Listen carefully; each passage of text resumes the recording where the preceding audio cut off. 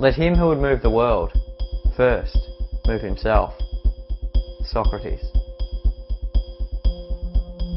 What is essentially being said here is that before we can work on creating a better world, each of us must start with changing ourselves.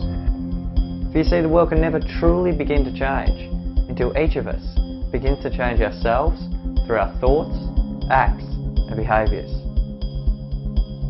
For how can we create a more loving world if we ourselves are performing unloving acts towards others?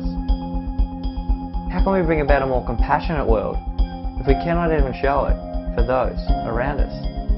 How can we bring about a world of more trust if we continue to lie ourselves? How can we begin to reduce violence in the world if we continue to show anger and hatred, the very source of violence, to those around us? And how can we bring about a world of forgiveness if we cannot even forgive ourselves or hold grudges to those who have wronged us?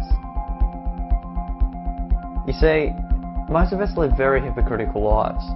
We speak about how there needs to be more love and kindness in the world, yet we go home and act unkindly to our own family or friends. We speak about how terrible it is that such senseless acts of violence are occurring in the world, yet sit at home to watch TV shows and movies that glorify killing and violence and call it entertainment. We speak about how wrong it is that the oceans and the world are becoming contaminated and polluted, yet most of us do nothing to reduce our daily wastage. And we speak about how sad it is that poverty and starvation exists, yet we continue to waste our food every day. These are just some of the things that each of us performs on a daily basis, and I'm sure that all of us can relate to at least one of these things. And this is not to say that we're necessarily bad people for doing these things. No one is perfect. Each of us are human. But we can each do our part in the creating of a better world. And this starts with changing ourselves. Have you ever noticed how so many protests never change anything? This is because people go into them unchanged. Sure, they may be very knowledgeable and passionate about what they are protesting, but they do it with anger and hatred for those who have wronged them. They preach peace, yet scream with immense anger and hatred the very energy they are trying to rid. And this is not to say that protesting is not effective, for some of the greatest changes in history have come about through protests. The difference, however, is that these protests were not done in anger or hatred. Instead, their underlying principle was love. As Martin Luther King once said, non-violence means avoiding not only external physical violence, but also internal violence of the spirit. You not only refuse to shoot a man, but you refuse to hate him. Or as Gandhi put it, hate the sin, love the sinner.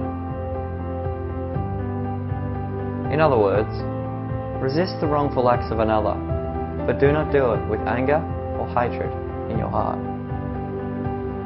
To quote Martin Luther King again, darkness cannot drive out darkness, only light can do that. Hate cannot drive out hate, only love can do that. So if you want more kindness in this world, then be kind to those around you, or help someone in need. If you want more love in the world, then show unconditional love to your family, friends, and all those you meet, and forgive those who have wronged you. If you want more happiness in the world, then smile and be friendly to everyone you meet, and those you pass on the street. If you want more compassion in the world, then show compassion to those around you, even those who have previously wronged you. If we want peace in this world, then each of us must do our best to live it each and every day. Complaints and longings for how the world should be achieves nothing. It is only through action that the world has ever changed. So instead of complaining and longing for a better world, take the first step and change yourself. And instantly, a better world will begin to be forged.